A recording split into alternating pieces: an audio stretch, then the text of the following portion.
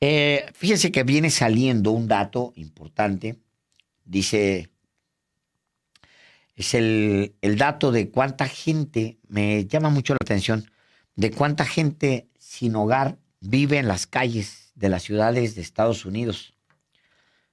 Es un montón de gente que vive en las calles sin hogar, los sin casa, los sin techo, los sin hogar. Dice hace un momento el New York Times publica un texto que dice lo siguiente, el informe viene saliendo ahorita en este momento, dice, el número de personas sin hogar se disparó al nivel más alto registrado este año, impulsado por fuerzas que incluyeron un aumento en la cantidad de migrantes que buscan asilo, una crisis nacional de vivienda y el fin de las medidas de la era de la pandemia para proteger a los necesitados, de acuerdo con el gobierno federal de Estados Unidos. El número de personas sin hogar superó los 770,000, un aumento de más de 18% respecto al año pasado y el mayor aumento anual desde que comenzó el recuento en el 2007. Casi todas las categorías de personas sin hogar crecieron y el aumento fue especialmente pronunciado entre los niños y las personas con familias. El informe publicado por el Departamento de Vivienda y Desarrollo Urbano de Estados Unidos mostró que la falta de vivienda en ese país había aumentado en 1/3 en los últimos 2 años, después de años de fluctuaciones moderadas.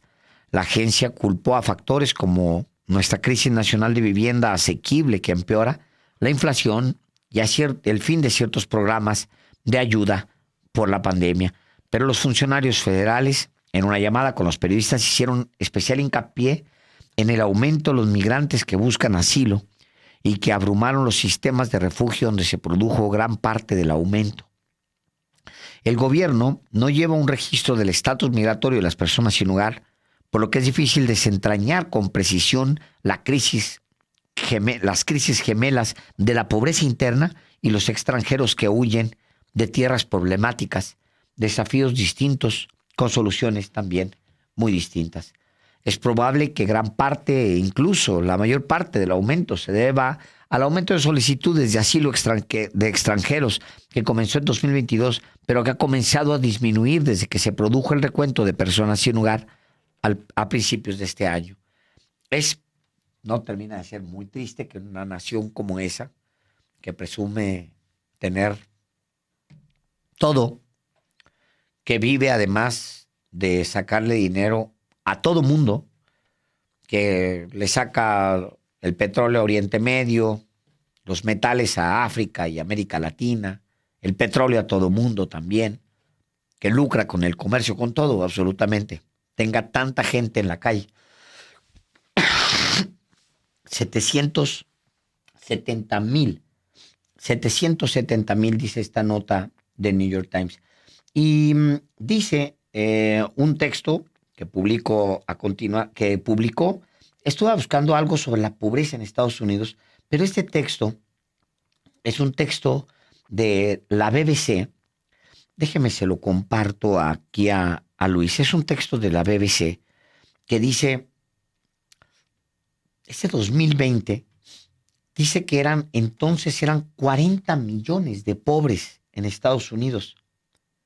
El texto es de Gerardo Lizardi, de la BBC, dice, ¿por qué Estados Unidos tiene niveles de pobreza altos pese a los niveles de millones, pese a los millones de miles de millones que invierte en combatirla? Y dice lo siguiente, más de medio siglo después de que el presidente Lyndon B. Johnson declarara una guerra incondicional contra la pobreza, Estados Unidos aún tiene que descubrir cómo ganarla. Desde esa declaración de 1964, este país tuvo logros asombrosos como aterrizar a la luna o engendrar internet, pero apenas ha podido bajar su tasa de pobreza, alrededor de 12 hasta el 19%. Dice el texto de la BBC, esto significa que cerca de 40 millones de estadounidenses viven debajo de la línea oficial de pobreza. El problema va mucho más allá de la actual pandemia de coronavirus. Recuerde que le leo un texto que saqué de 2020.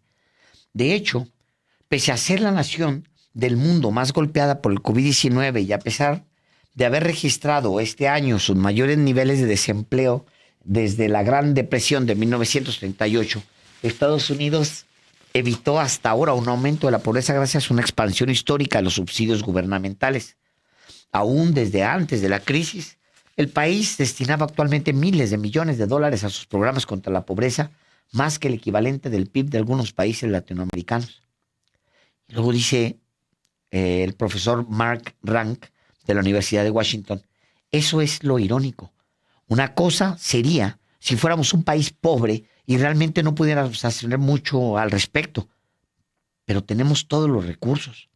La cuestión es por qué pasa esto en una gran potencia global. Y luego hay una cabeza de descanso que es muy interesante, se la comparto, porque no deja de ser, fíjese, el individualismo.